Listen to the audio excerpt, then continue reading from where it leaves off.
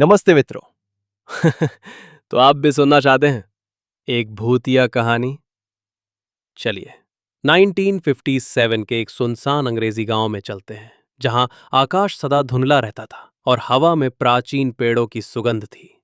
यहां एक रहस्य जन्मा जो गांव वालों को सदियों तक सताता रहा। एलिनोर, एक युवा इतिहासकार, लोक कथाएं लिखने आई। किताबें लिखने का शौक तो बड़ा खतरनाक होता है ना? गांव के चौक में उसकी नजर एक जीर्ण सीर्ण किताब की दुकान पर पड़ी, जो बरसों से बंद थी। अंदर सन्नाटा, धूल हवा में तैर रही थी और टूटी खिड़कियों से सुनहरी रोशनी छन रही थी। एलिनोर ने एक प्राचीन चमड़े की किताब छुई, जिसकी पीठ पर विचित्र शाखाएं और एक अनजान निशान था। ओह, कितनी प्यारी किताब! बस छूने से ही रहस्य खुल जाएंगे, है ना? किताब खोलते ही उसने पढ़ा, एक आत्मा की कहानी जो समय के जाल में फंसी थी, गांव को धुंधला बनाकर जीवित लोगों के बीच सुकून ढूंढती थी। अचानक हवा ठंडी हो गई। दुकान के फर्श से आवाजें आईं, जैसे किताब के शब्द गूंज रहे हों।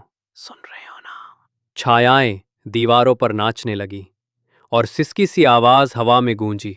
एलिनोर ने खुद को संभाला, पर किताब के पन्नों ने उसे खींच लिया। एक पन्ना बताता था कि एक इतिहासकार जो उसी की तरह था, रहस्यों के पीछे जाकर गायब हो गया। वाह, कितना शानदार अंत! गायब होना ही तो हर इतिहासकार का सपना है। डर ने उसके दिल को जकड़ लिया। ये कोई लोक कथा नहीं, सच्चाई थी। छायाएं अब रूप ले रही थीं। पुराने वस्त्रों में लोग, आंखें चमकती हुईं जैसे उसे बुला रहे हों। भागो एलेनोर, भागो! उसने भागने की कोशिश की, पर दरवाजा हमेशा दूर होता गया। हाँ, भूतों को तो दरवाजे बहुत पसंद होते हैं, हमेशा छिपते हैं। डर के बीच एक साहस जागा।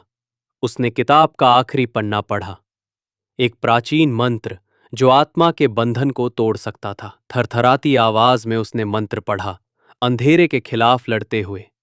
छायाएं पिघलने लगी, जैसे सुबह की धूप में कोहरा। धुंधला आकाश खुला और सुनहरी धूप दुकान में आई। एलिनोर,